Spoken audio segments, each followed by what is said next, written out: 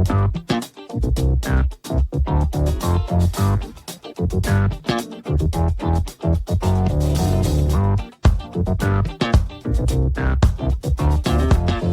folks, and welcome to the Daily Ratings Podcast. It's a show where each week we're going to be sitting down with Vincent Daly to get his thoughts on the latest movies he's been watching, both older films and new releases. And don't worry, there's no spoilers. Vince will give a brief review of the movie, share some thoughts, and of course, then rate the film. The daily ratings are always fair, honest, and most importantly, they're consistent. On today's show, Vince will be rating and reviewing. So we have another Stephen King week here, folks. These are all written by the man, so we are jumping back to 1990 with Misery, directed by Rob Reiner. We then have 94's The Shawshank Redemption by Frank Darabont. The Mist, also directed by Frank Darabont. We have Gerald's Game from 07, that's directed by Mike Flanagan. And finally, newly released, now in theaters, we have The Long Walk, directed by Francis Lawrence. So, let's get Vincent Daly in the room, hear what he has to say. Stay tuned and enjoy the show.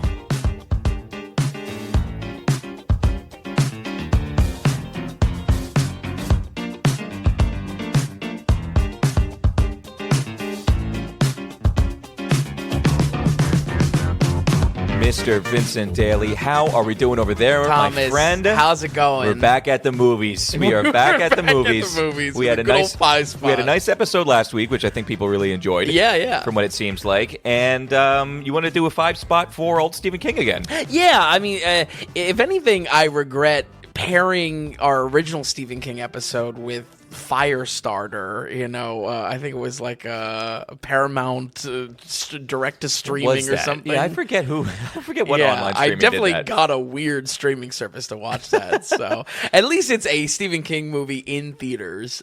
So wanted to give a 5-spot to the man, and it was honestly a great week. I mean, this week and next week, I can't phenomenal wait. weeks of movies. We're doing really well. Yeah. We're jumping into it big time. Yeah. I'm so pumped for next week, but that'll be for that. Yeah. And I like how we've got some heavy hitters on this list. Yeah, for I sure. think Misery, Shawshank Redemption. I mean, even The Mist has a name to itself. Sure. And I don't know. They're these are big titles we're covering. Yeah. I'm excited because a lot of these I have seen before and definitely wanted to revisit. I would say the only note is that I just felt a little bit of a disadvantage not have really read any of the books here. Listen, we don't do that here. Okay, I know, yeah, we're not a reading club. Yeah, we're a movie podcast. We're a little dumb, honestly.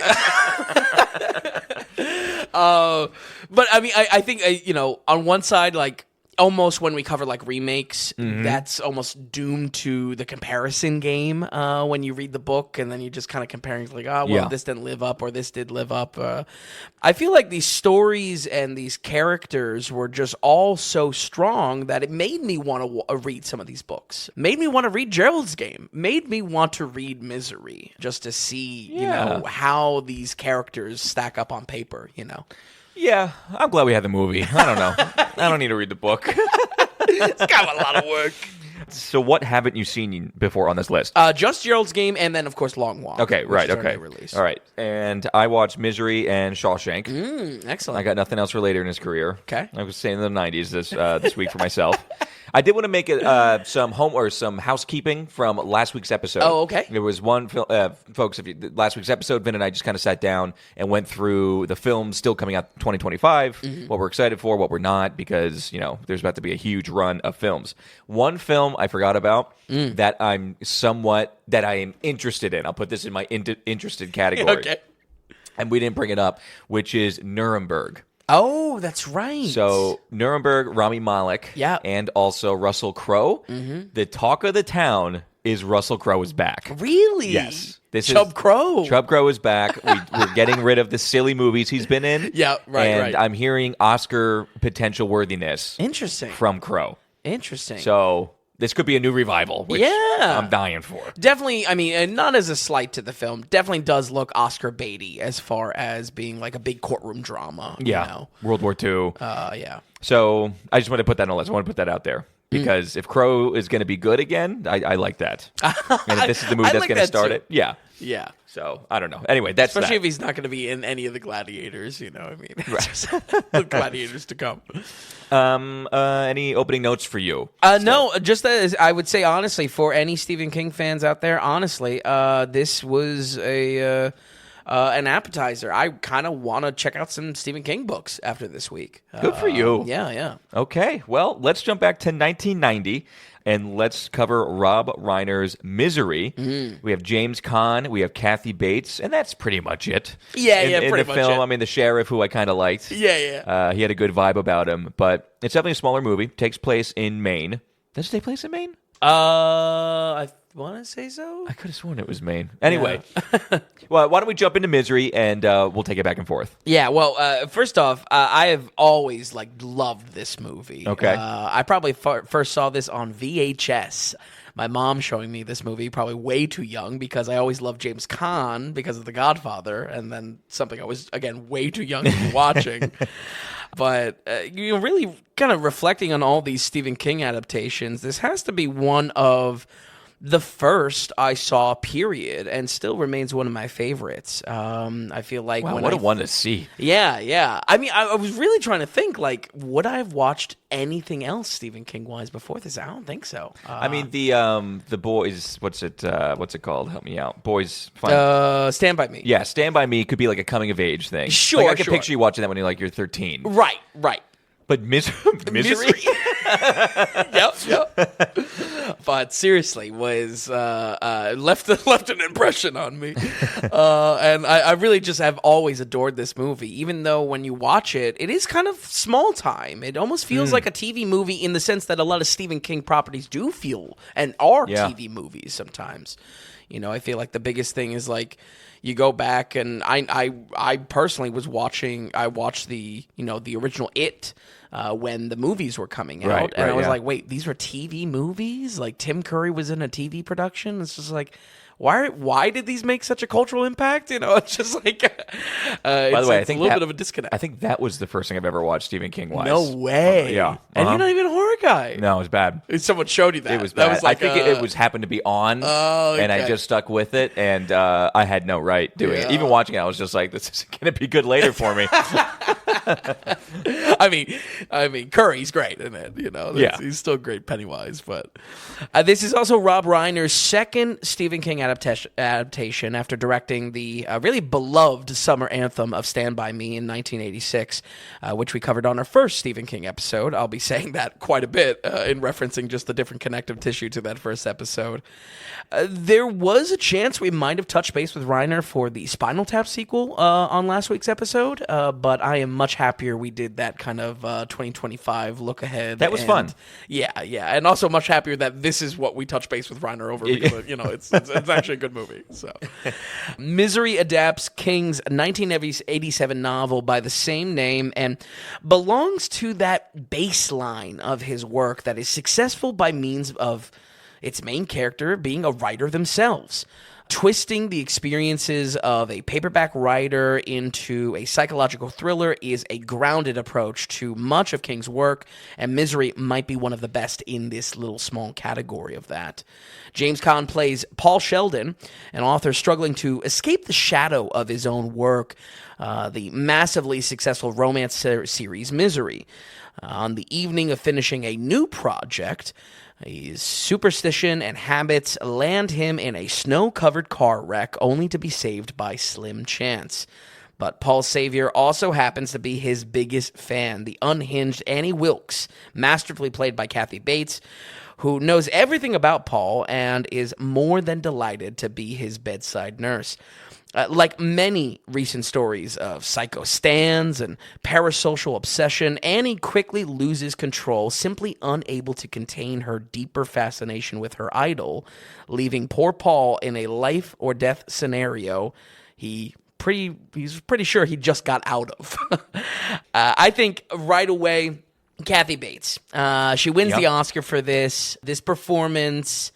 In an age of overly obsessed fans, in modern day is what I'm talking about. Oh, okay, yeah. She is still one of the best to bring this concept to life on screen. I mean, she is so unhinged in this. Annie Wilkes as a character, I mean, it's a character that thrives in kind of the classic big monologues King is known for, but in Bates's performance, it does so to come off so realistic in this. Yeah. I mean, I can tell you firsthand, Tom, the branching speeches, the oversharing to this character. It feels exactly like some crazy mothers I've known from over the years.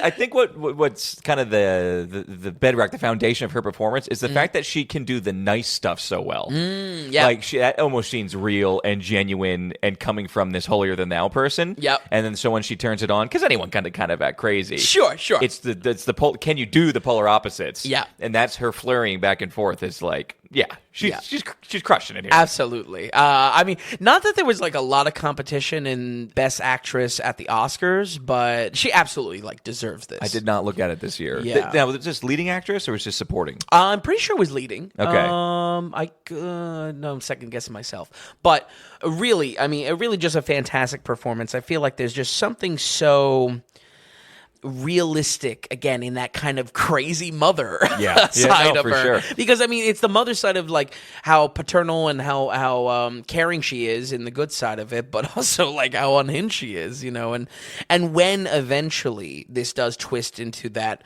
blood-soaked title that we can expect from a story like this, I feel like just the performance is just brilliant for the subtleties baked into it. It's the subtle reactions when James Caan patronizes her. It's sometimes it cracks through. Sometimes it's the performances between the two of them. It blurs kind of like Stockholm syndrome vibes of just wait, are they happy together a little bit now, or is this just a game within a game? Just so great. And I mean, I honestly would love to see more of Kathy Bates. Without a doubt, is her most famous performance, but has always stuck out in my mind. Two most famous performances is this, and then when she plays the mom in The Waterboy. I mean, honestly, probably her two most famous roles. Equally unhinged. She was, yeah. But yeah, she was leading role, by the way. Oh, okay, which does make sense. Julia Roberts, Pretty Woman, Meryl Streep, Postcards from the Edge, right. Joanne Woodward, Mr. and Mrs. Bridge, and Angelica Houston for The Grifters. So she topped all of them. Yeah, absolutely. Any day of the week. Yeah. I mean, I don't know. I guess Julia Roberts and Pretty Woman, but she said that's true. I'm almost surprised that yeah, just because everybody loves her in that. Sure. Also with Kathy Bates too. Apparently, James Caan, she comes from the stage and does a lot of plays. So Kathy Bates really wanted to rehearse with James Caan a lot to get their chemistry down, and James Caan was the exact opposite and almost wanted it to be fresh with their meetings almost for the first time when they're filming. So she was really annoyed kind of by it. So she went up to Rob Reiner and was kind of complaining about it. Rob Reiner was just like, use that in your frustration in your scenes when you have to go after him a little bit. That's great. That's awesome. Yeah, as far as James Caan go, I mean, I love James Caan. I mean, I really do. James Caan's awesome. Yeah, I really love how again he just patronizes her for the whole film, and how that kind of blends. He's freaking out too. Yeah, well, it's just when is he playing the game? When is he maybe slipping into the comfort of this insanity? It's just such a fine line to the film. Can I be honest? So I love James Caan, and I like him. I like that he has this role. Sure. I kind of wanted a little bit more from him, though. Oh, really? I thought we needed to be freaking out a little bit more. Yeah. Dude, you should be losing it a lot more right now. Yeah, he should be banging on the window just in different points in the day just to see if he can get through to someone. Other than that, he was great. Did you go down the list of potential actors that this role went to before landing on Jimmy Caan? No. Let me go through it real quick. Okay. Some of these are good. Yeah. So William Hurt was offered it twice. Interesting. Nothing. And then Kevin Kline, Michael Douglas, Harrison Ford, Dustin Hoffman, Robert De Niro, Al Pacino, Wow. Richard Dreyfuss. So this is just the full gambit in the 90s. Gene Hackman and Robert Redford. Damn. I feel like James Caan was at the bottom of the barrel. Damn. And by the way, so many of these guys would have been great. I think Gene Hackman in this role would have crushed it. Yep. I would say Michael Douglas as well. I think that would be a front runner. And for me. Dustin Hoffman. I think Michael Douglas, Dustin Hoffman, Gene Hackman. Yep. Robert Redford, I think, maybe would have been too cool in a way. Yep. I don't know. Something with Redford doesn't work in that role. Yep. But anyway, I mean, Jimmy Caan still. There is, oddly enough, a sweet spot in the age as well, because it's like you need someone that has been successful in a good breadth of their career, but like looking to have a kind of a turning point in their career from as well. 60 to 75. Right. They could be. Yeah, definitely. Yeah. So something a little bit different there, but yeah, I mean, I what think a list though. I mean, that is a crazy list, and also like kind of backhanded towards James Caan. But I mean, we found that I don't know what recently, but I feel like a lot of research recently that I've looked into films is just like, man, that's crazy. Just like you did not get the intended pick No, you of didn't. like Right. how yeah. like maybe even something was written Oh my for gosh, someone. we know? did just cover something that you're totally right. There's some That's it's on the tip of my tongue too. Anyway. yeah. How this character of Paul Sheldon, it's one of my favorite Stephen King characters out of what we covered, just because it's Caan being a famous actor feels so real in how characters and fans might be dying to meet him. I think also out of all these Stephen King stories where he uses a writer protagonist, this also feels so directly informed from his experience and allows his voice as a writer to really shine through. For someone that has so much volume to their work, fan reactions to something new and fans overreacting, against something new, it feels directly informed from like what Stephen King experiences, and I feel like that comes through in the story, especially pre-mass internet. Yeah. When books were the thing. It is funny to think about. I bet book crazy people are different than pop star crazy people, Right. and so it is a unique. Yeah. It is a unique kind of form of superfan. Absolutely. I mean, that's, if you will, the golden days of death threats and, and sending a death threat by mail and whatnot. That's where all that comes from. So, I just wouldn't be surprised if just like the decades of admiration to death threats, the full gambit of that, of what Stephen King experiences, those type of lived experiences are baked right into this. And I feel like that's why it's so sharp as a script. So, did you know what the overarching story of this was? No. So, where this story came from in his mind? I think it was something on a plane, right? No, not from what I read. Oh, okay. So what I read was, and he didn't tell anybody this until like 8 years after the film or after the book came out. Okay. Kathy Bates is his addiction. Kathy Bates is cocaine when he was dealing with his cocaine addiction. Interesting. And the way it grabbed a hold of you, the way you would have periods of elation. Oh, and then periods, the good, right? Right, the good and the bad. So yeah. Kathy Bates is that cocaine high. Wow, very actually, when he was interesting. struggling through that with his life. Very interesting. Yeah. And he denied it and like kept it a secret until it was enough space behind, Sure. Yeah, absolutely. And he kind of could clear his name and be still respected after that. Well, very interesting. But that was interesting to read that. Yeah. And I mean, King as a writer also has so many eras to his writing, to so many different, pockets of his style. I also think where this like story thread of stepping out from the shadow of your own work comes from, King has a lot of errors in his writing, and as far as including different periods where he's using different pen names to escape expectations of his own work, all of this, it feels so just like so one-to-one directly informed in a way that I don't feel like is there in a lot of other King's work. And not done pretentiously either. Yeah, exactly. It's not coming from like him being on a high horse or anything like that. If anything, it feels vulnerable in a good way. I like how quick this movie is and it gets into it. Oh, because it doesn't wallow in the writing process or anything. It's not up its own ass in any way, which is kind of what we just said. Yeah. But I do like you get into it right away. James Caan starts to get bad feelings about her very quickly. Oh, absolutely. And I really appreciated that. Absolutely. And I think that's a concept that I flirted with like pretty much all of these movies, that how you talk about spoilers when just by the knowing it is something from Stephen King that maybe there's something twisted to it. So it's a little bit tough to talk about it in that sense, but also it's kind of obvious, I mean, I think it might not be key to all thrillers, but Misery for me was a film that instilled a love of details matter in a thriller, in the genre. Paul Sheldon being trapped becomes a survival puzzle of the advantages he can build up for his escape and what is offset by the disturbing developments that complicate that goal, which honestly is how two other films this week operate as well. I think that's why I kind of enjoyed this week so much, because it's just that this concept of details matter.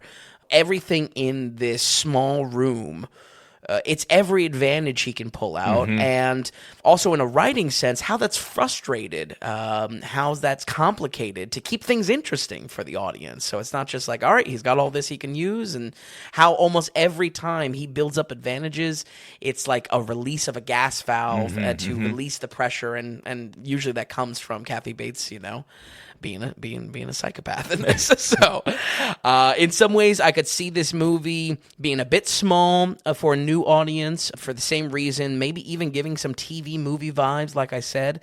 But it's how this approach of details matter and how that swirls with the psychological game that unfolds is what makes this still a must-watch in the genre still today.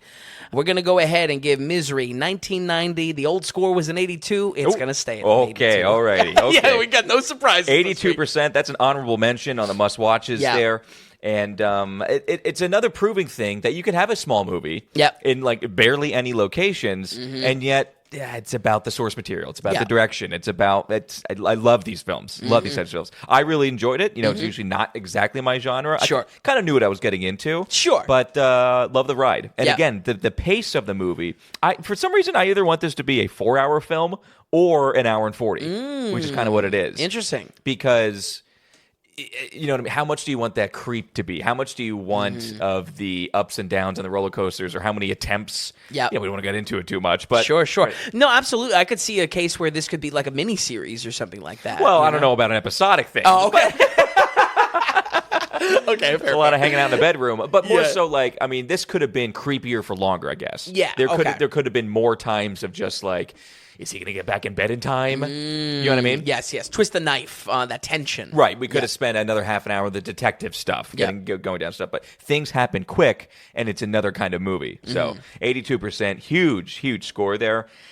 And, okay. On to another huge score. On to 90, yes. I believe in two things. Discipline and the Bible. Here, you'll receive both. Put the trust in the Lord. Your ass belongs to me. Welcome to Shawshank. That's great. 1994, this movie comes out, The Shawshank Redemption. Actually, although it got critical praise in the beginning, a box office failure completely for the film. But after getting 7 Oscar nominations over the course of the next year, it was the most bought VHS tape, I believe. Wow. And all of a sudden, people started to like it even more. After those 7 nominations, of course, it was interesting to have Tim Robbins and Morgan Freeman both getting the lead actor nom, which was interesting. And then, of course, neither of them got it for this one. Yeah. But, and then all of a sudden this movie came on. Like, it had the word of mouth that propelled this into... Some people consider it, top 10 best films of all time. Oh, yeah. And it's on a lot of lists, and the AFI list and everything like that. Yeah. So 1994, huge movie year. And I do think that's another reason why this got lost in the wash a little bit. Sure. But as far as The Shawshank Redemption, Vin, tell us about it. Well, I mean, it's no secret we got a big boy here. Like you said, I mean, many consider this to be one of the greatest movies of the decade in a decade with a lot of competition. 90s were fantastic. This year alone, I mean, yeah. Yeah, for real. Infamously, this is part of one of the most famous Oscar snubs year with the popcorn appeal of Forrest Gump sweeping the wins. And, I mean, even beating out other heavy hitters. I mean, Shawshank aside, very, very unique films like Pulp Fiction losing out this year in the Oscars as well. Lion King. Yeah. So, I mean, everyone loves Forrest Gump. What's crazy about this, though, is that when I think of Shawshank, I think of the perfect example of what Oscar bait qualities feel like. Like, this is the outline right here. And I really don't mean that as a backhanded compliment. If throwing that phrase at any film means anything, it's a focus on characters and performances above all else. And I think without a doubt, this has some of the best acting performances you can see from each individual member of the cast involved. Great point. You know, I mean, it's That's a certainly great not point, Driving actually. Miss Daisy with Morgan Freeman, you know. What about the Lioness over on Paramount Plus? Oh, right. Oh, there's the Paramount Plus tag. I would agree with that, though. Yeah, I mean, I mean, even directly to Tim Robbins, because I was looking at him, I was like, well, I'm always not crazy about this guy. You know, I'm always kind of like pulling strings and just saying like, what did I actually like? Right. You know? What is it, Tim Robbins? We know the name. It's like, was he that good? Yeah. But dude, he got a Oscar for Best Supporting Actor in 2005 or 2007. Right. And he was nominated for director. Mm-hmm. And I was like, this guy, he's actually like a thing, you know? He's a thing. Yeah. He's been a thing. This is the first King adaptation for Frank Darabont that he does, the second being the similar kind of prison story of The Green Mile in 1999, which we covered previously. And then his third and final being The Mist, which we'll get to in just a second. So we're kind of wrapping up Frank. That's true. Frank's Kinda done. Unintentional Frank rap. Yeah. Two birds with one stone. This is adapted from King's novel Rita Hayworth and Shawshank Redemption. Like we've discussed in the past, it belongs to the strain of his work that focuses more on realism and I guess kind of like a humanist tone, departing from his usual kind of horror bestsellers. King has spoken about how the story was originally inspired by classic prison escape movies. And I think that holds a very thick sliver of irony to when you kind of consider when this was adapted and in what you were saying, Tom, in the years following it, even into early internet, how it just kind of became more and more popular. It got weird momentum after its release. Couldn't believe the box office on this. I assumed it did well. Right. Just because how does this movie not do well? Exactly. And it was quite the failure. Yeah. So initially. I think it's interesting irony that this was originally inspired by more blockbustery prison escape films, and now this adaptation quickly becomes the top, if not the top, prison movie period, you know, in the genre. So, do you think that holds still after 30 years? I still love this movie. I feel like it's more so a conversation of what do you want out of your prison movie? Yeah. Do you want problem solving? Or do you want like these character arcs, you know, the deeper message to the characters? That's Shawshank on the latter side of that. I still think I don't know. I think the jury would be out for me if there was a more satisfying, more entertaining prison escape movie, you know. The Shawshank Redemption is by no means that first prison drama, though, but it still stands out as one of the greats because of its hopeful message of human rights against institutionalization within the prison system. Tim Robbins plays Andy Dufresne, a name you'll never not hear in Morgan Freeman's voice after watching this movie. A man wrongfully accused of his wife's murder and sentenced to Shawshank State Penitentiary with a devastating double life sentence back to back. Soon his ass belongs to Warden Norton, and with no end in sight to his time here, friendship not only becomes a means for survival, but a ray of light to help him hold on to the fact that possibilities still exist. Chief among his new companions is Morgan Freeman, or simply Red, the streetwise procurer of the yard that seems to understand Andy on a deeper level, or at least is able to glimpse how this man might really be innocent. Weeks to months, years to decades, and soon all these men know is Shawshank. But in order to imagine a life on the outside, you have to first consider the possibility of life on the outside. I feel like I want to split this into two categories, you know, where this is good for me, like where I consider this movie great personally. Sure. And where I consider, or where conventionally this movie is considered great. And I think that's just acting performances. Okay, yeah. For me, I always consider this movie great because it's my love of settings. I love how the setting of Shawshank really informs everything told in the story around it. This was filmed at the real Ohio State Reformatory, which was a prison that was closed a few years before this production due to inhumane living conditions. But that brutal, Spartan atmosphere bleeds through the screen in nearly every scene of the film. And better yet, how this harsh environment gets an occasional breath of life wafted into it is the arc of many of our characters. So many great scenes are basically a relief of the dread of Shawshank. And it's showing what the purpose is of the entire movie, which is holding on to hope, holding on to possibility. I feel like a lot of those scenes, they may not be like the big bombastic type of Oscar scenes you expect from like a critically acclaimed film, but when it comes down to it, those scenes mean so much to the greater narrative of like what this story is really about, rather than just like the genre of being a prison film. Yeah, you know, this is a slow burn Oscar film, and that slow burn is what makes it great. And that's basically what you just described, where it's, I don't know, this is just classic drama. You know what I mean? Straight up. And it relies on script and the people delivering the lines. Because you're right, there's nothing flashy at all. Right. Everything, even though it's coming down to Prison Break and just prisoners and some things that happen in the prison, but overall, this is a main comment I have about the movie, which I've seen it years ago, so it was almost like seeing it for the first time. This was also like a classic A&E rerun on TV. Right. No, for you sure. watch Chopped Up. And it was more polished than I remember. I mean, it is rated R, but this feels like, a lot of this film feels like a PG, almost Spielberg-y, polished, good-hearted, lighthearted film. For sure. And you think that would make a bad prison movie, but for some reason, it really works, even though there's nothing spectacular in it. Right. That's such a great point. I mean, the grit is there, but it's not like in your face. It's not like it's talked about, not shown. Yeah, true. Does that make sense? So true. Yeah. So true. When you take compare this to Starred Up. Right. It's just two totally different movies. Yeah. Both rated R, two totally different movies. Very different movies. Yeah. I think the time period is another key to the success of the story and where the setting really stands out for me. And it's a bit of an inverse of what we talked about with Green Mile. I mean, where with Green Mile, it's a glimpse into the harsh reality of like guard-prisoner relationships in like early 1900s prisons. Or 1930s, at least, I think, is Green Mile.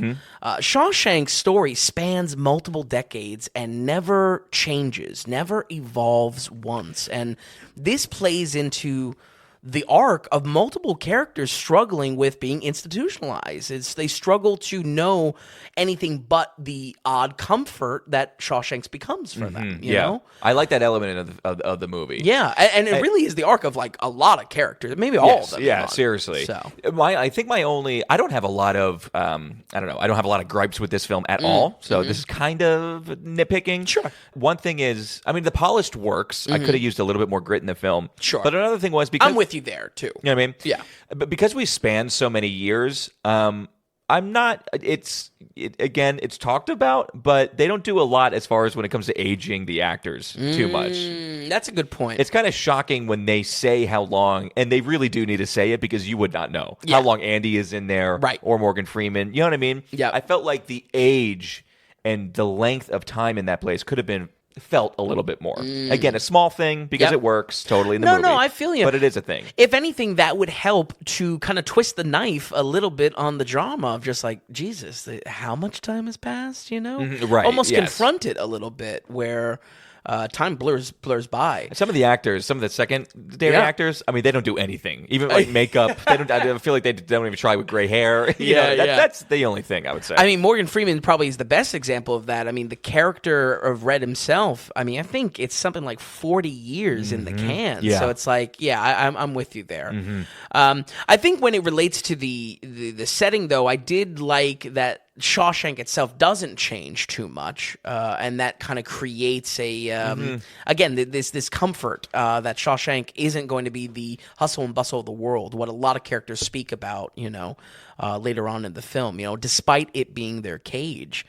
Honestly, I think these choices around the setting is what separates this from a lot more blockbustery entries in the genre. Escape for Alcatraz with Clint Eastwood comes to mind. Great Escape with Steve McQueen comes to mind. Again, because the purpose of the prison itself as a setting serves every inch of the story. Every character is informed by Shawshank, right in the names. So But like I said, I mean, that's where this movie really excels for me, where it honestly alone makes it into a must-watch, is just all that setting work around Shawshank. I feel like if you're into movies at all, though, you are very much aware that this is considered conventionally great by the acting performances held within. I think Morgan Freeman's narration, very iconic, and still very enjoyable. I have that. I wanted to point that out too. Yeah, it's heavy narration. Oh yeah, and not always Morgan Freeman. Sometimes it's Tim Robbins. Yeah, true. And there's a lot of it in the film, which is usually just terrible and kind of information dumps. It really works in this movie. Yeah. It really works to the point you're kind of glad it's there a little bit. It does help the story along a little bit, and I think they nail it. I think otherwise, if we had this much narration in any kind of film, we're usually just like, oh my God, please shut it over up. It's just expedition. Well, speaking of narration, what is it in the, what is the name of the Stephen King film that we just covered a month or two ago? Oh, Life of Chuck. Right. Doesn't Nick Offerman do heavy narration at times? And it's like, shh, right? I don't know if it's shush. Okay. But yeah, no, I think the fine line there is that, is it exposition dumps? Is it just like, is the narration itself, is the dialogue of itself good or not? Right. You know what I mean? I think, technically, I don't know if the meme of Morgan Freeman's narration started here or not. I've never seen Driving Miss Daisy, so maybe he narrates in that as well. But holy shit, I mean, he's got some smooth vocal cords. Really, really great stuff. I mean, I thoroughly enjoyed Morgan Freeman. Big time. And always really did. And I'm not surprised by it, but at the same time, still like, man, Morgan Freeman's really good. Yeah. Kind of a, maybe not unsung, but a real big standout, Clancy Brown as the hard-ass Captain Hadley. I mean, just a real son of a bitch, but just one of those most perfect son of a bitches ever casted in this. I mean, man. It goes to your point where you're saying, I think we get a lot of the best performances from a lot of these actors. He's definitely on that list. Yeah, absolutely. My personal favorite character is Brooks, played by James Whitmore, and one of the first to kind of confront going out. Older guy? Yes. Oh, yeah, okay. The librarian. Yeah. Just one of the first to also, like, where you're watching the story and it finally, I would say, clicks, at least for me personally, clicks in the way of just like, oh, this is what this is truly about. You know what I mean? This is what, like, all of our characters are going towards. And really the only actor I can never pin down, again, is Tim Robbins himself playing Andy. It's not, like we said, not a bombastic performance by design, and maybe that almost hurts the expectations of the film. You're walking into this, you're expecting something, if you've heard it's the greatest of all time, the Godfather effect. It's just like, oh, I know it's great. Right. I'll get around to it eventually. Maybe that expectation kind of shoots it in the foot. I thought he was great. Yeah. I actually really liked him in this. I got it. I started to get the whole Tim Robbins thing. Right. Okay, so you did enjoy him. No, absolutely. Okay. I just don't know, again, in the context of recommending this film, and also, again, in the expectations that it is, people that are calling good. it greatest of all time. Yeah. Where does that play out with our lead guy? I definitely enjoyed him, and I feel like also very true to the character of what this character needs to be. There's some analysis of this movie that it's actually kind of in a Christian mythos that Tim Robinson's Andy Dufresne character is actually supposed to be like almost like a Christ-like figure that he comes to redeem. The redemption is all the prisoners. I don't know. I mean, there's definitely biblical aspects to this story. You could make the connections. Yeah. Is that what King's going for? Right. I don't know. Yeah, exactly. Can I quick go over? I just enjoyed it this week. The potential casting of this film as well. Sure. Yeah. Absolutely. So as far as Tim Robbins goes, playing for Andy, people that were thinking about it or passed on it first was Tom Hanks, Kevin Costner, and Tom Cruise. Whoa! And Tom Hanks makes sense because he goes on to Green Mile. Then. Yeah, Tom Hanks makes the most sense. Can you imagine that if he went from like Philadelphia '93 and then Forrest Gump and Andy in the next year? Crazy. And then as far as Morgan Freeman's role, then once again, Gene Hackman and then Robert Duvall. Wow. Both would have been great. I mean, definitely would love Bobby Duvall. I mean, it's just more Godfather leaning. But I think the best probably would have been Morgan Freeman. Something about Morgan Freeman really, really works. Especially if the narration has to stand against all of them. Right, exactly. Yeah. Yeah. because I feel like he really does. He kills it. I mean, the meme starts there. It might be earlier in his career, but it solidifies of the Morgan Freeman narration. Yeah, right for sure. there. Yeah, folks, it really is a real story of human rights and what it means to have hope in the most hopeless of circumstances. I think the biggest thing that could hold new audiences back when checking this out is, again, maybe kind of confusing or conflating its inspirational message with what its competition was this year at the Oscars, or even in the decade it came out in, kind of a softer side of the 90s. But calling this story simply inspirational doesn't quite illustrate the huge insight into human nature it carves out in its runtime. And I would say masterfully, it shows how Frank Darabont and Stephen King are two creatives that understand each other's work on a much deeper level, and that is shown in the collaboration on this project. We're going to go ahead and give The Shawshank Redemption 1994.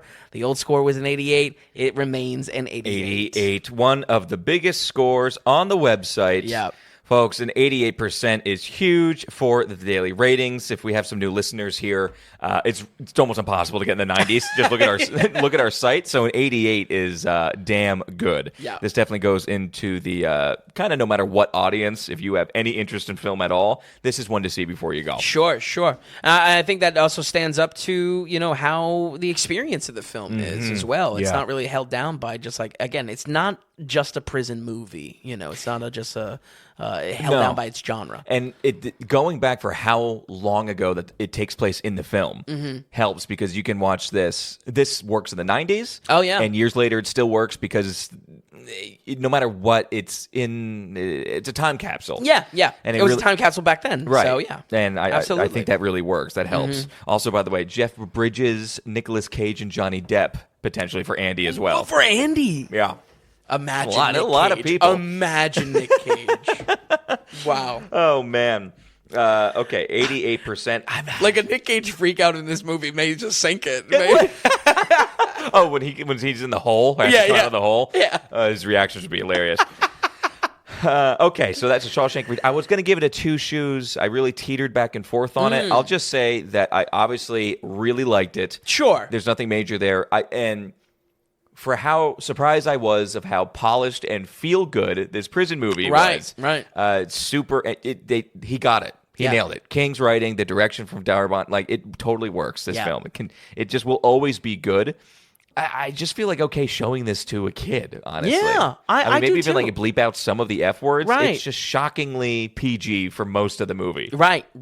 Almost to the point that I was asking myself, did I watch this with a permission slip in school or something like that? Right. And I think it's just I've seen it so many times. Just again, kind of nebulously, reruns on TV, chopped up terribly, because it's a long runtime already. Just chopped up terribly by commercials and whatnot. But yeah, just really, really great. Excellent. I think on the site we're going to have to do our prison compilation on the compilations tag. Sure. There's more than you think out there, and we've been watching them. Yeah. There's still one we have to watch, Shot Collar, but when you start thinking about Escape this, from Alcatraz. there's a lot of prison movies. Yeah, absolutely. Okay. I mean, it really is an older genre, too, the type of prison escape. Oh, it goes back. Yeah, for sure. So, Okay. I mean, I've never seen Greatest Escape or The Great Escape with Steve McQueen. So, boy. I mean, that's classic as shit.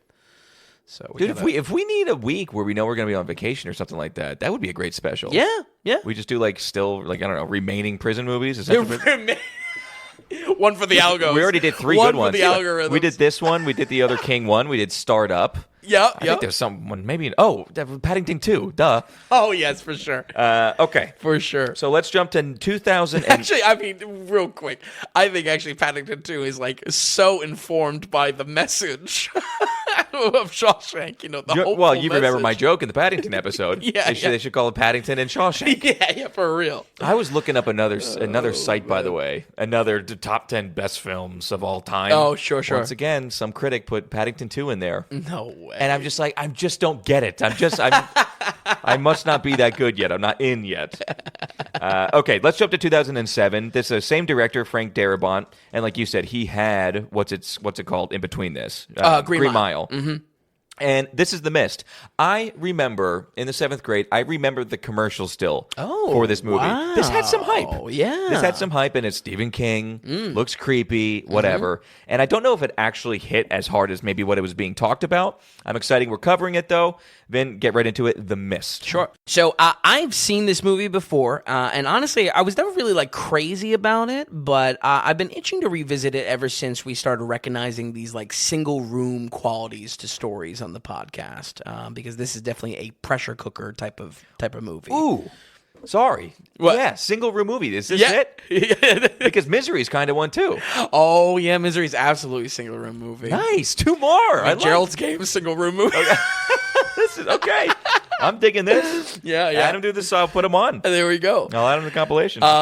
Originally, I watched this pre-podcast in tackling just very one specific type of horror I was interested in, which I'll kind of hold back from describing further for spoiler reasons. And slightly related to that, as far as spoiler reasons go, is how this movie has lived in infamy ever since its release. This has one of the most controversial endings to a mainstream movie I've ever seen. And again, the key there is being mainstream, and really divides most of its audiences that stick around to the end. An interesting one. I was excited to revisit it just to watch it all the way through fresh and just see if that ending hit me a little bit differently. So this marks the 3rd and final Stephen King adaptation from Frank Darabont, which...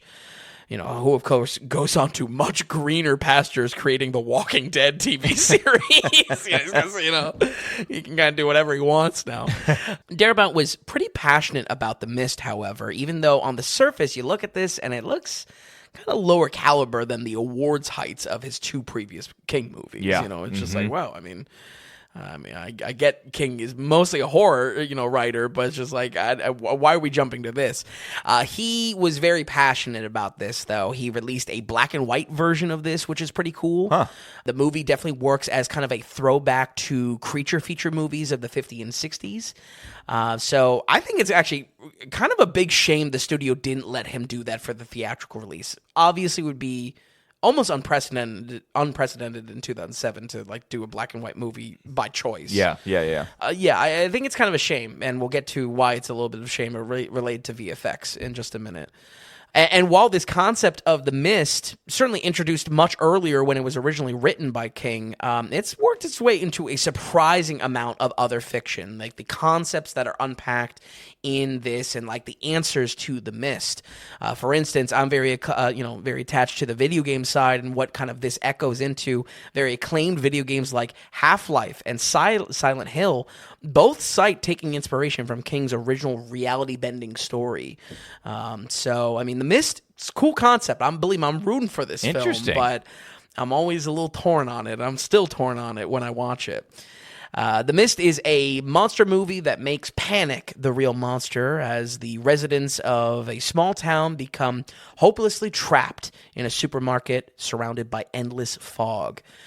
King himself wrote this for an anthology project called Dark Forces, and from what I understand, also has some part to play in the connecting larger story of the Dark Tower lore behind his books. Have you ever heard about this?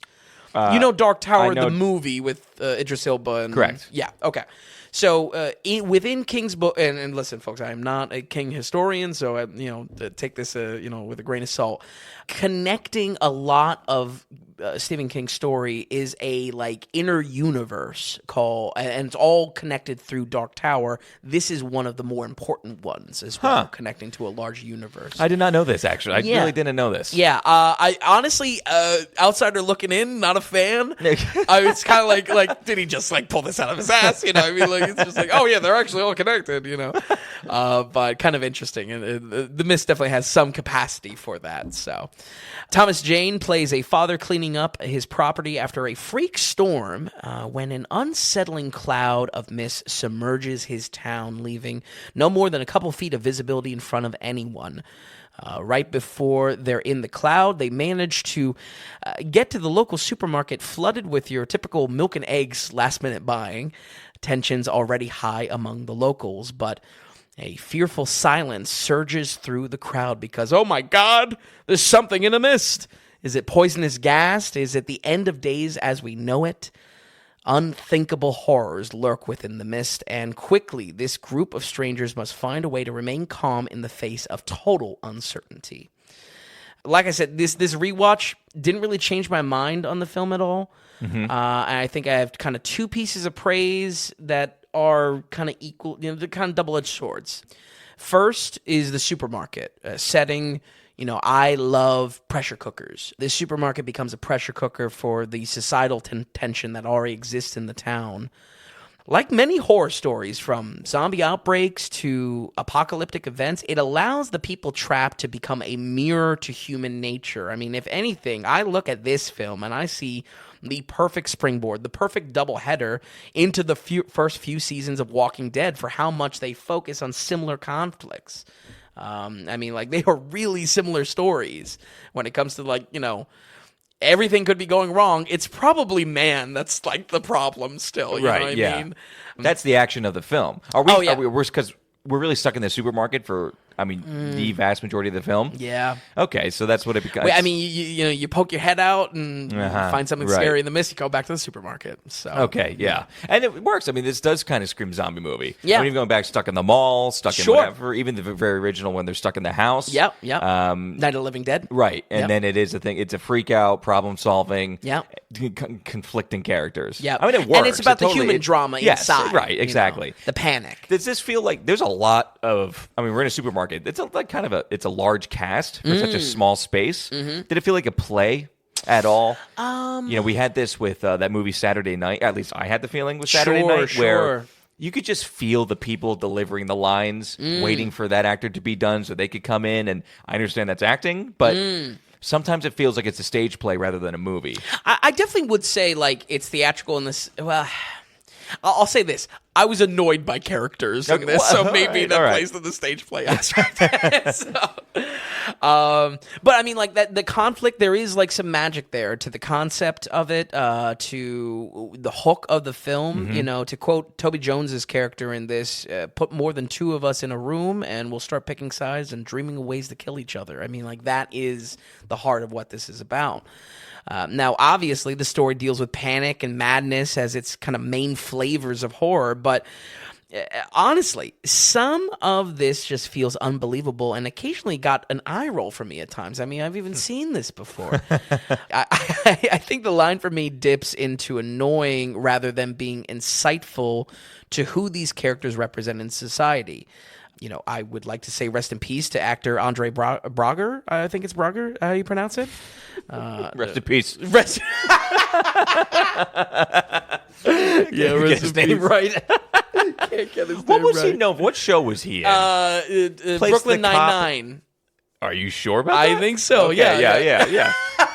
Are you sure about that? To me, he's like TV's Forrest Whitaker.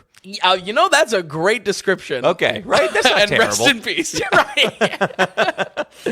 But his character, just ridiculous how overly rational. He literally thinks they're playing a prank on... The entire town is playing a prank on him. It's just all right, dude. Come on. That goes triple for Marisha Gay Harden's character, who... he's just the worst.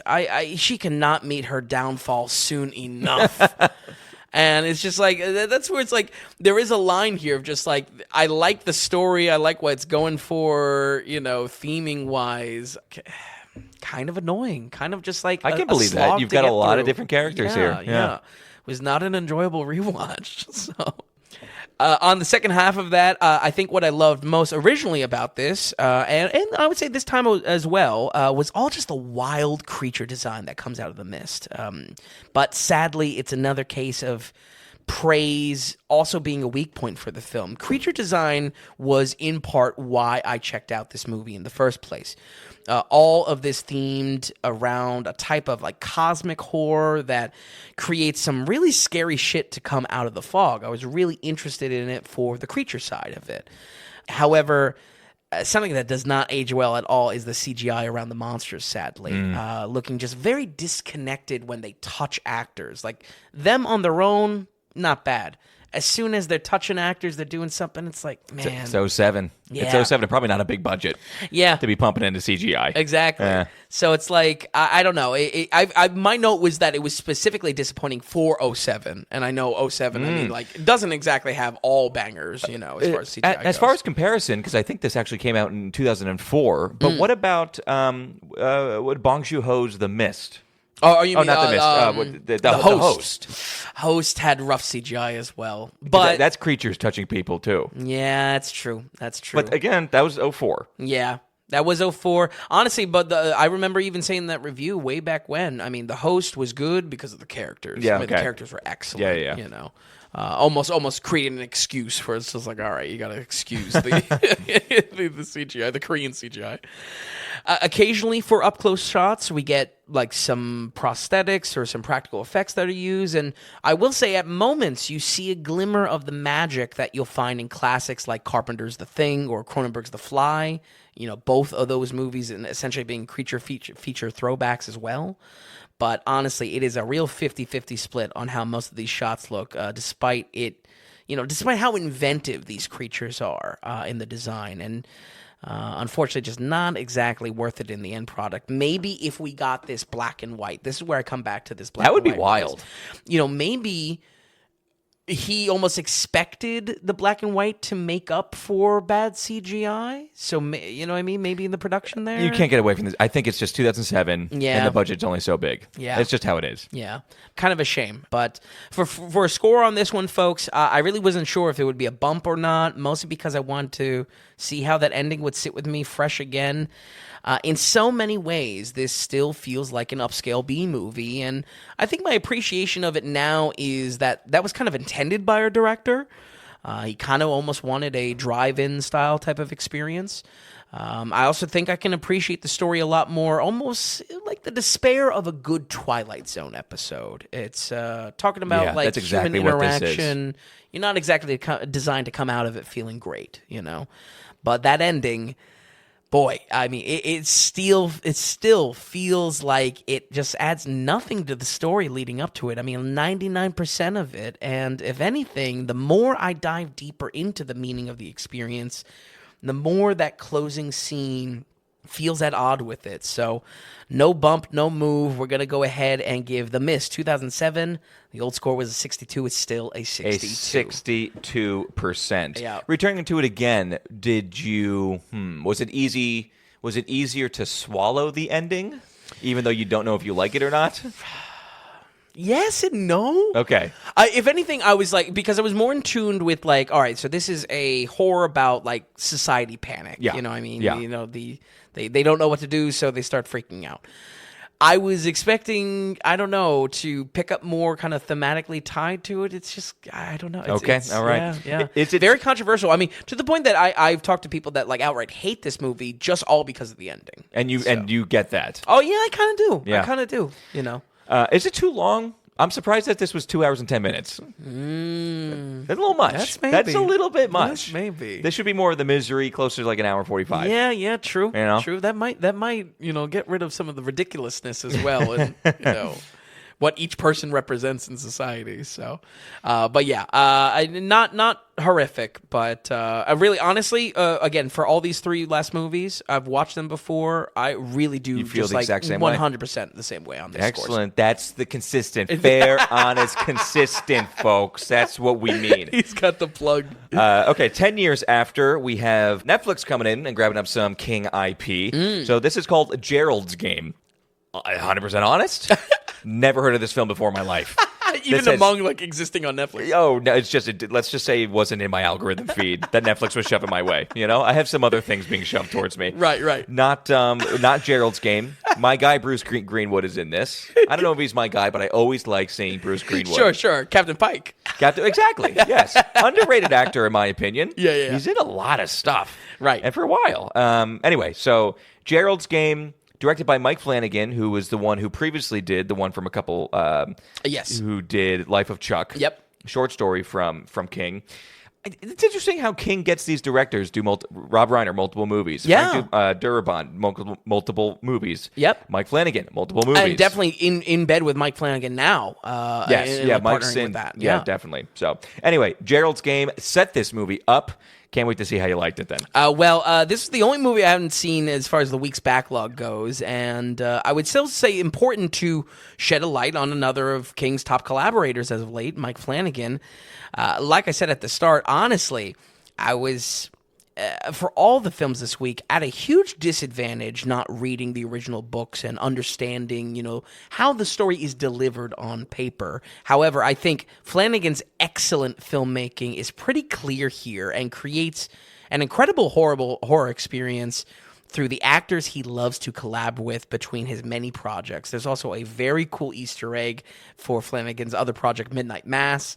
Kind of a random catch, but really interesting that he has like a little bit of a tie to his own stuff, and was like way before Midnight Mass. I think it was like 4 years before it. So, Gerald's Game, though, is a dark, spiraling psychological suspense film that on the surface might feel like it's the first movie we talked about this week as far as Misery goes, but is much more cerebral in peeling back the layers of sanity to our main character.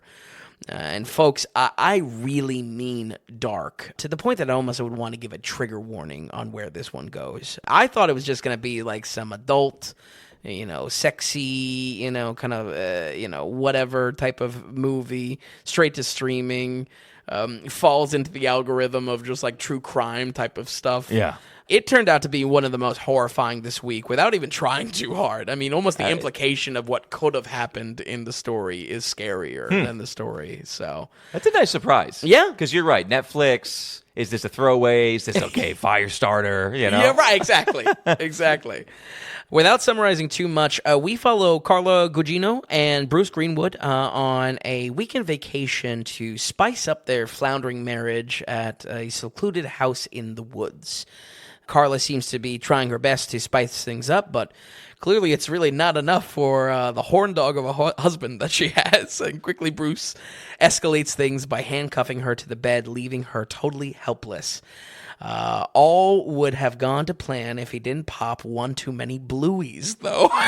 There's a strong thread of Vicodin in this movie, which now leaves him dead on the ground, keeled over from a heart attack, and stranding Carla on the bed. But while she might be stuck in one place, that is only the start of a long, painful journey she will go on to escape from this trauma. Acting here, pretty exclusively Carla and Captain Pike. Yeah. But because of the psychological lens of this film, we see the story through, it goes a lot farther than you'd think. I feel like, again, Flanagan's filmmaking here elevates this, multiplies what this story is on paper.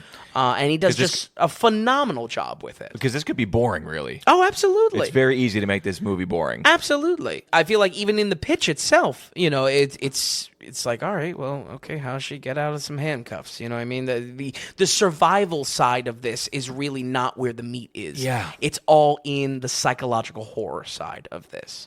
And there is a lot to that, Okay, because this movie is Misery. This film is exactly Misery, except it's more so the escape thing is the movie in Misery, and this is the psychological escape. Yeah, absolutely. Which are two very different things. Yeah. But it's the same movie. It is, when absolutely. You look at on paper, it is. That's where I said, I mean, even Shawshank, it's like details matter, on all of these.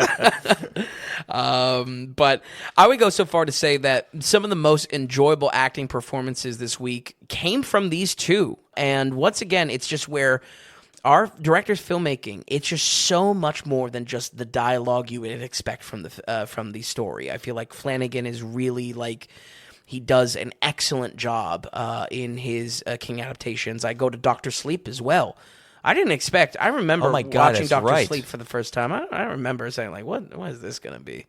A sequel to The Shining? Are you kidding me? Oh, right. But it's just like, man, You like that movie a lot. That was like very surprising. That's got some substance to it. So I would say on the survival end, much like when we covered 127 Hours on our Danny Boyle episode, quickly the real estate for the story comes from taking things internal and telling a psychological story that runs parallel with the actual survival events. But real talk, even though a woman cuffed to a bed does not sound like the most harrowing survival scenario to make a movie about, let me tell you, neither side of this disappoints. I mean, neither side of this, external or internal, was lacking stakes. There is some messed up shit in this movie, and it's just like, man, it's beyond dread. It's beyond foreboding. Like you almost wish it isn't going to happen, and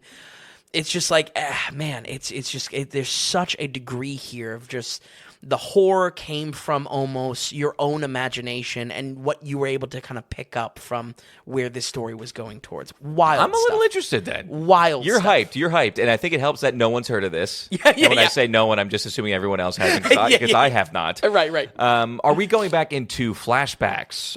Is she hallucinating, or can you not say? No, yeah, absolutely. I would say her sanity is really peeling back a little bit. So some of that changes in the room itself. Mainly, she is seeing kind of some reflections of herself and different people in her lives. Okay. So that's where we get this like single room aspect. Like there's more happening in the room than just the shot of the bed. Right, yes. Thank God. And there is related to her trauma, which is really kind of the point of the film, or at least the point of her character arc. There is a very significant flashback that happens, basically in her dreams, essentially, as she falls asleep. That is a flashback in a significant way that kind of ties everything together in an odd sense. So, but wow, this was shocking, and again, the longer the movie went on, the more dread was just created as you begin to understand what might be possible in this story, and it is f***ing dark to the point that I could completely understand someone actually calling this in a different direction too edgy in some ways. I could see someone critiquing this and saying, "Oh my God, did it really need to be that dark?" Huh. Yeah. I'm a little surprised by this. Yeah. Especially it's called Gerald's game. Like, exactly. What's his game? What was he up to? Personally, I enjoyed the spiral of how crazy this unassuming story, I didn't really expect much with this story, became, and why I want to be so extra careful with spoilers and talking about it. This just held so many unexpected turns in the narrative all the way through. Part of the discussion I have to tiptoe around is the ending. Much like The Mist, it's kind of got a maybe not bad ending, but a lopsided ending, an ending that's going to kind of affect your overall opinion of what you just watched. Okay. And shift that. It's definitely a lopsided ending, is the note. It had me saying, Steven, chill on the writing. Like, chill, Steven. We're good. We were. It was a much neater bow, and then he was like, no, I'm actually going to open my own present, I'll be honest, the ending might make this slightly worse of a story in some ways, or at least like lopsided in the closing chapter. But it also does make it far more of a meaningful story that lives beyond the raw shock appeal that it would boil down to without it. And that's where I kind of tie this back to. I feel like a criticism of this movie could be that it's edgy for edgy's sake. It's dark for dark's sake. Mm-hmm. And I think that might be very valid, and even to the point of like not liking the movie, could be a viewpoint on this movie. Stop trying so hard. Sure. It's showing. Exactly. Mm-hmm. If it wasn't for this ending. So I'm a little conflicted in the sense that I feel like the movie's weaker for the ending, but it's also maybe a little bit more bulletproof because of the ending as well. A little bit more well-rounded because of it. So, but that's kind of all I can say. Also, it's a shame because some of the still images totally spoil the ending of the movie as well. Like, the Netflix preview and whatnot. Oh, really? Yeah. So that's no good. We don't want that. Yeah, it's ridiculous.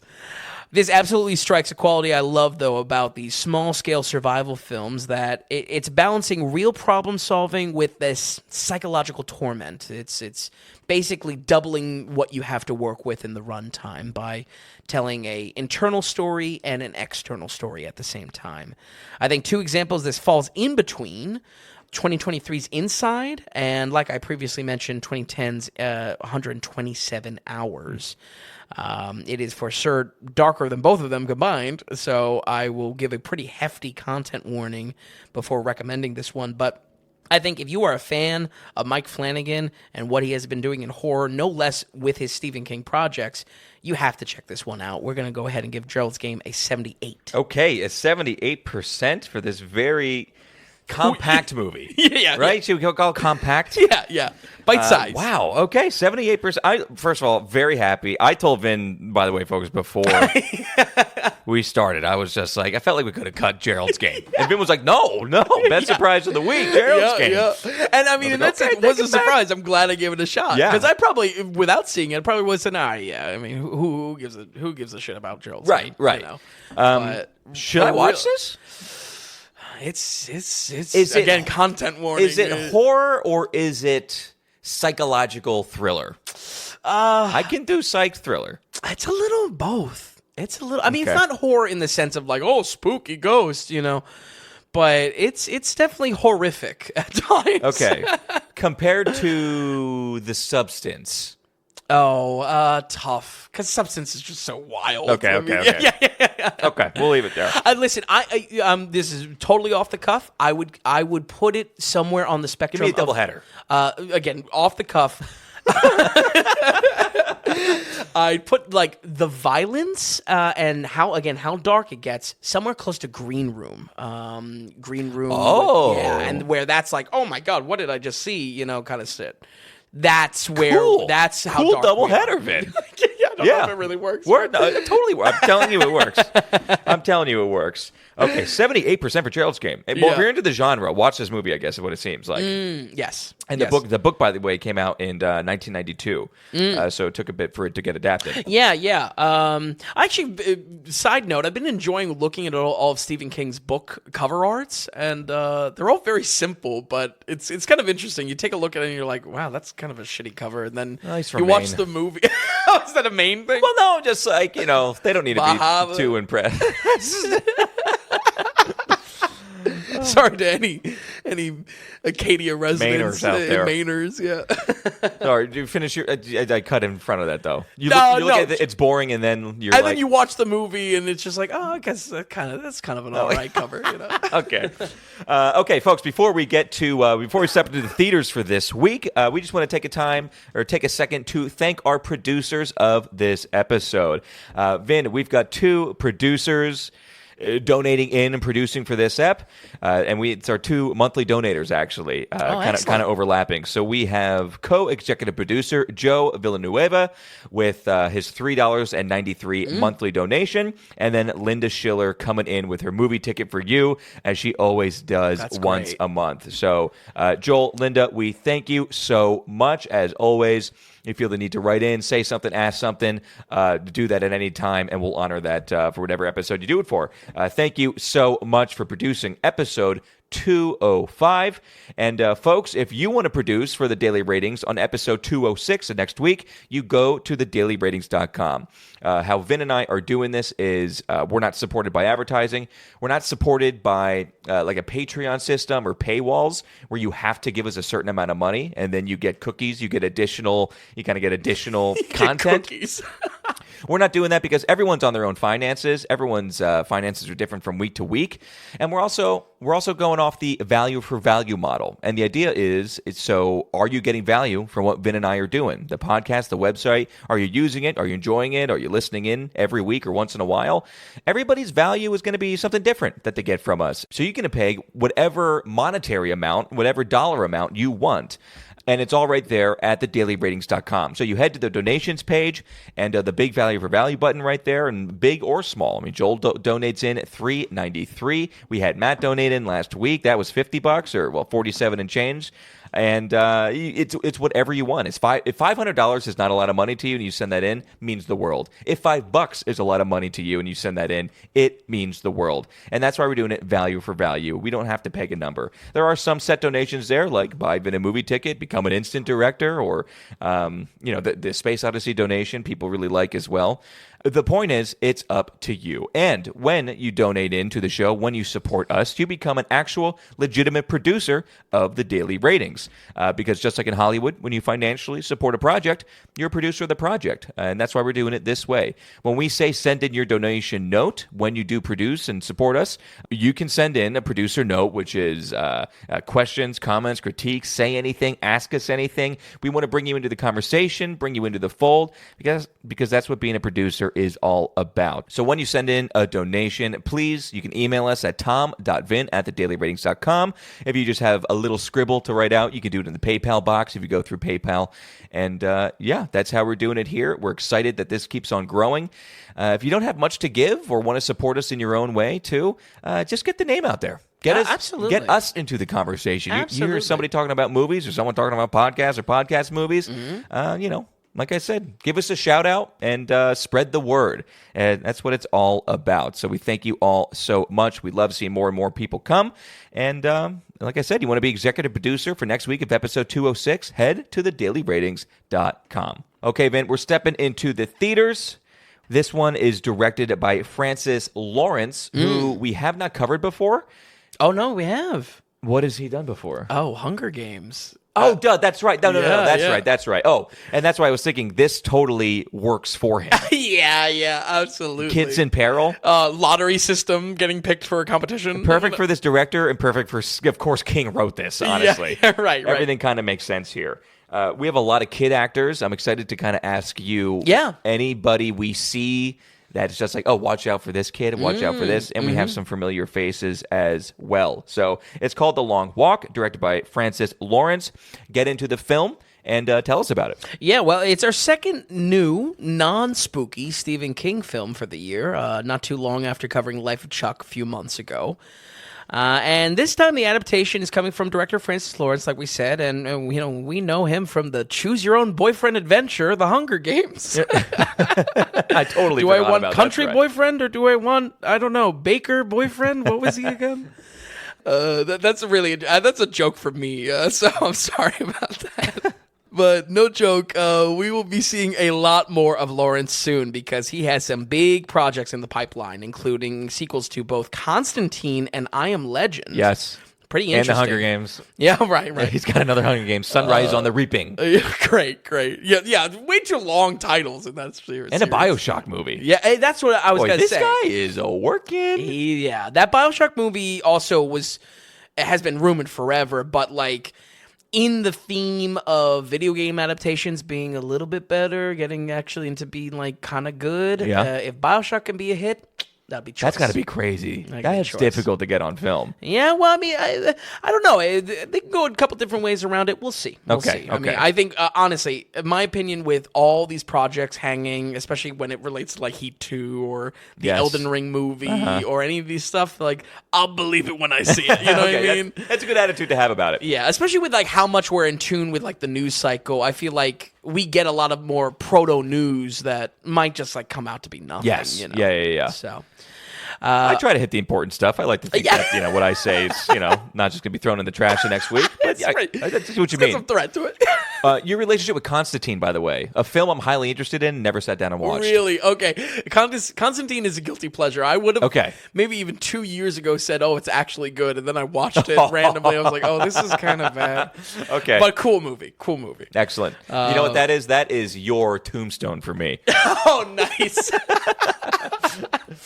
Also, a quick shout out to J.T. Molnar adapting Yes. the screenplay. Of course, directed his own film, Strange Darling, and one of the best movies of the last 3 years. Tom Daly winner last year. Yeah. So, fingers crossed. Maybe this is just some pocket cash for a next project or something like that. Did you know going into the movie that he was the? When did you find out? No. This was in research, finalizing the review. Yeah. So Yeah, pretty cool. yeah. I guess I will say I'm curious. Why is he just doing this like writing stint? But I guess like Alex Garland does some writing. Yeah, maybe he just projects, likes you it. know? Who Yeah. knows? So And of course, he's got, he's working with A24 now for bringing Texas Chainsaw Massacre back whoa, because they got control of the IP. that's crazy. And Molnar's going to head that. Well, With a creative role from, oh God, what's his face? Pretty Boy, Running Man, anyone Glenn but Powell. you. Yeah, Glenn Powell has an undisclosed creative role in helping Molnar with Texas Chainsaw Massacre. Interesting. Anyway, that's that. Glenn Powell, take a hike. No. I have to watch the new show coming out, Chad Powers. Is the it football show? Okay, he's like in it. Oh, he's the main guy in it. Oh, but the okay. number 3 lead is Toby Huss. Somehow we thought we were clear of the Toby Huss references. Well, we just took a long walk, so let's get on back to the long walk. Sorry for taking us down that road. No, that's good. King-wise, this looked to be pretty interesting, being in his much earlier in adaptations than what we've covered this week. At very least, this was based off of his experiences, kind of looking on as his generation in the Vietnam draft, which plays into this like lottery, this system that's in the story. I'll say I'm not a huge historian of King as an author, but when this was released in 1979, this was also under an alternate pen name of Richard Bachman. King takes on a different pen name. And tying into our character discussion of in Misery, King has spoken many times about how he's unsure if his work benefits from talent or just luck around his name and critical success around his name. So that theme of trying to get out of your own shadow in his work, it's not only a factor in taking on that new pen name, but it's also in a lot of the genre shifts we see among the films even this week. We had one traditional horror film, basically. Everything else was either psychological prison, I guess, no. Misery's pretty traditional, yeah. Traditional horror? Yeah. I don't know. Suspense. I don't see Misery as horror. Yeah. I see that as, I don't know, psychological thriller. Again, right. It blurs. Yeah. But a lot of this comes from King as an author almost being self-critical and saying, like, is my success earned anymore? You know what I mean? Which I think is just very, very interesting. Not many examples of that among creatives, especially over just such a long period of critical success like King. The Long Walk, though, might seem teen-focused by both of its cast and its director, but it is pretty unflinching, being a rated R dystopian drama where insight into our characters are squeezed out on the sweat of their brow. Set in an unspecified American future, there exists an annual contest called the Long Walk.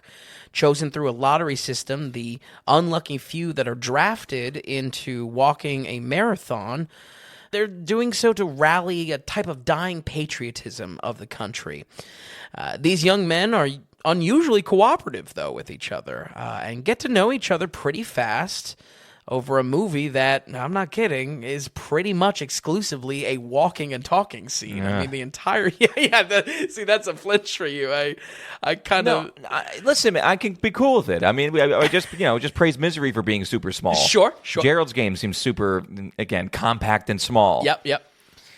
This seems one note. I mean, okay, an hour and 48. Thank God it's under 2 hours. Right. But the movie really is kids walking. Yeah. It is exclusively that, and I will say the walking and talking scene, kind of fundamental to dialogue dumps, insight into characters. So it does blend into what this story is about, which is getting to know these kids essentially. But it's a lot. It's a lot. Moments of the shared memories, though, they become the only thing they are looking forward to.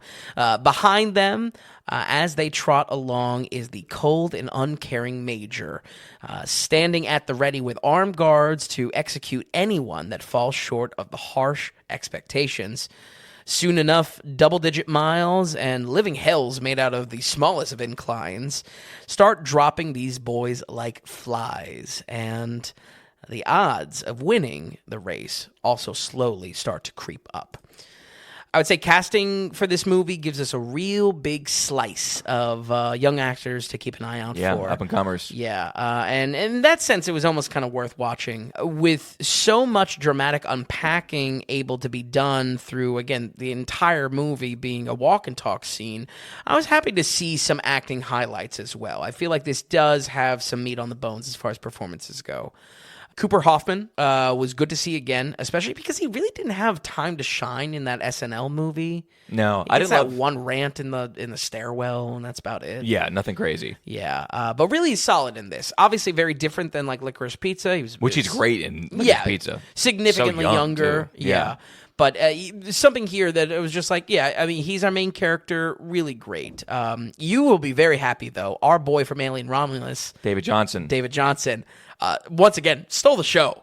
Really? The show. He is a scene stealer. Okay, I love hearing that. Yeah. Does he have his British accent in this, or does he go American? No, he goes American. Oh, okay, wow. Yeah. We seriously, I mean, he might have to keep an eye out. You know, I mean, this kid he's great. That's good to hear. And these are the two leads, correct? Really? Yes, yeah. Pretty much. I can't even really with David Johnson. I can't really even pin it down of just like what I enjoy so much, because obviously with Alien Romulus, I mean, he was playing an android. It was very specific, in the role. Here, it's much more general, but just like still just as good. I love hearing that. Yeah, something good. Good, excellent. I would say a miss, unfortunately. There are a lot of just acceptable whatever performances here. Sadly, I think Ben Wang from the most recent Karate Kid reboot falls into that camp. It's just kind of like he's doing this like Chinese Brooklyn mix accent, and it's just like not working. I don't know. He's got an attitude. Yeah, that's a lot of the other smaller kid actors. I mean, not bad, not outright bad, but just kind of whatever. And also by the nature of the story, unfortunately, on the chopping block. Any other our two main actors are the two best. Yes. No other highlight. Okay, gotcha. Yeah. I will say a disappointment for me, though, was how little we got from Mark Hamill playing the Major, relative to really how much he's on screen. He's always in the background. He's always in, either faded out in the lens or his voice. Yeah, just very in the distance and whatnot. I wanted so much more from him. I understand now that his character is more so meant to be like the uncaring establishment in like the Vietnam allegory of what is going on here, and not really having a part to play in that inner drama between the kids walking. But man, I thought he was like a character I wanted more from. Well, the trailer certainly showed him a lot. Yeah. I mean, I think the marketing is relying heavily on the fact that Mark Hamill is in this. Yeah. So I think that's actually a very good warning to people. Yeah, if they true. think they're going to go see Mark Hamill in this great role or something like that. Yep. Just be warned. Yeah, I wouldn't even say he's like a hammy villain, and maybe that's for the best, the seriousness of the story that he's not a hammy villain, but he's got a great voice. You hear in his shout, you hear his Joker voice every now and again. You hear that magic. I'm just like, man, I wanted him to be the hammy villain, honestly. So now I'm a bit torn on the writing. Once again, it comes at a disadvantage because I haven't read the book, so I don't know how true it is to the book and whatnot. The script has heavy cursing near constantly, and I believe me, I completely understand that the dialogue was written for teenage boys. It's supposed to be teenage boys cursing up a storm, and I'm not even saying it in like it bothers me or anything. I don't care about that, but it does become so much to the point that it feels lazy. It feels lazy to my ears, that there's nothing creatively being done in that dialogue. Maybe this would be the same issue if I had read the book. Just because the characters were swearing constantly doesn't mean that the story benefits from it. I may have the same issues if I read The Long Walk and say like, the dialogue is kind of just like, it's just a bunch of curses. Oh no, I'm sure the book is like that. Yeah. I bet this is not J.T. Molnar's fault. I can almost guarantee it. Right. I mean, this is King probably writing this in his 30s. Yeah, well, I don't know, 79 it came out and trying to remember what it's like being a kid or what he thinks that kids would be like. Sure. And again, maybe not wrong, maybe a bunch of cursing. Yeah. But in a visual format in a movie, it could just become Yeah, like you said, a crutch, a laziness. Yeah. Like, okay, we when get it. The whole meat of this film is unpacking the little stories and little dramas between the kids. Yeah. So it was just like, it was so near constant that, man, it was just lazy. I really, for every beat of drama that I could say, oh, that was a great like little mini story, or I loved getting the backstory to this character at this point, almost any one of them is a little bit diluted by all this cursing that's put into the film. And again, that not comes from the point of being bothered by it. It comes from a point that like it was lazy writing, honestly. So I bring this up because 100% of the experience, again, is unpacking the lives of the walkers through these little beats of drama with each other. You know, it's one big walk and talk scene. So I think for me, even when the emotional beats got higher and higher, that dialogue just felt a little bit too lazy for me, and using it as a crutch, regardless if that was true to the original novel or not. And I'm with you. I think it's probably is true to the original novel. Yeah. So I have to say this one was one of the more interesting concepts to come to theater, though. And maybe because I would just assume something like this would get, picked and plucked ripe for streaming. I really just think this... it's such a small, basic concept. Yeah. Kind of think this just was a streaming film. So I have a hard time saying it's worth rushing to the theaters, checking it out, but maybe something to throw on eventually, especially if you are curious about the many young actors that we'll be seeing more of. And I'll also give a very odd doubleheader recommendation for this. The doubleheader for The Long Walk is Holes with Shia LaBeouf for the boyhood camaraderie. With that said, we're going to go ahead and give The Long Walk a 63. Okay, a 63%. And, okay, all right. I'm glad you saw this. I'm glad you went to the theaters to at least check this out. Yeah. Especially, honestly, just for the J.T. Molnar aspect of it. Sure, absolutely. To be honest about it. And we are going to have more King films in the future. It's absolutely going to happen. Yeah. Folks, we were talking before we turned the mics on, just like, well, we're kind of out of good King movies. So now if we do another Stephen King episode, well... It's probably going into the TV movies. Well, aren't they redoing Cujo again? Or like coming out with Cujo 2 or something like that? I can only imagine. So, I mean, they've done Firestarter twice now. Yeah, exactly. But and we've even missed some. We missed the Pet Sematary remake. We've definitely missed some along the way. So the man writes a lot. Yeah.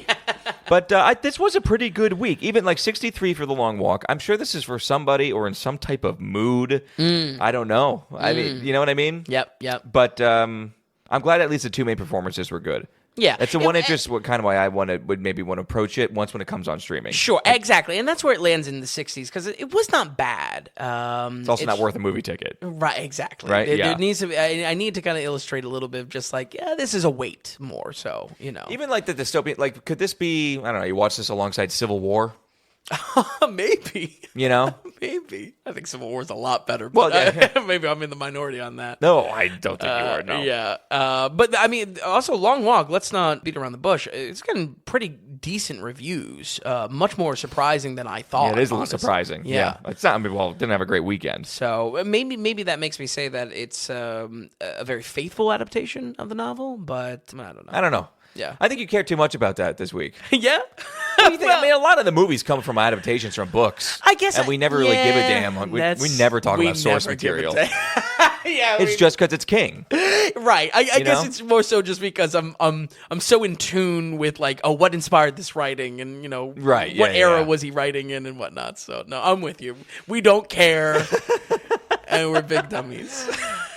Okay, Vince, so looking at the scores, anything to touch on or highlight? Anything for next week you want to talk about? Real credits? What? Well, next week, real quick, it is the Paul Thomas Anderson episode. Yeah. One Battle After Another. We'll talk about the backlog on the news show, but One Battle After Another, it is getting a lot of hype. I cannot wait. I know. I'm still trying to tamp that. Yes. Yep. Trying to control that hype, honestly, because... I'm trying to tell myself it's going to be bad almost. Right. Because I just want to enjoy it as much as possible. Right. Because we've definitely been on the same page as far as the trailer goes of just like, it looks good, but like, kind of what is this? You know what I mean? I get it. Yes.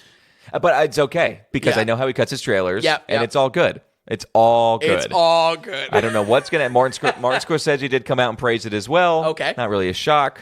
Right. I don't know. So we'll see. Steven Spielberg has seen it like 3 times. So, Vin, thank you so much for another great Stephen King episode. I love how we have some ones that we've never really heard of and ones that are known as some of the best movies of all time. So thank you so much for watching the review, stopping by this evening.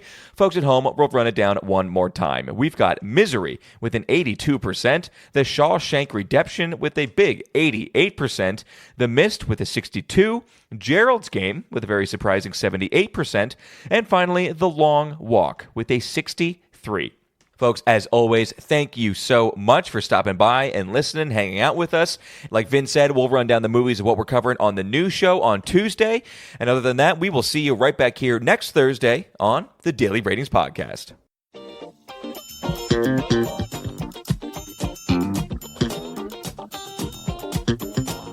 And hey, if you enjoyed the podcast, if you would, give us a good rating or get the word out and tell a friend about us. And just a reminder that the Daily Ratings is completely producer-supported. We want to stay away from advertising, and we don't want to have any paywalls or tier structures or subscriptions. It's all just value for value. So, are you finding value in what we're doing here at the Daily Ratings? Then become a producer and donate whatever amount of value that is. Just go to the donations tab on thedailyratings.com, and while you're there, be sure to check out the massive amount of films that Vince has rated. So thanks so much, everybody. We'll see you next time on the Daily Ratings Podcast.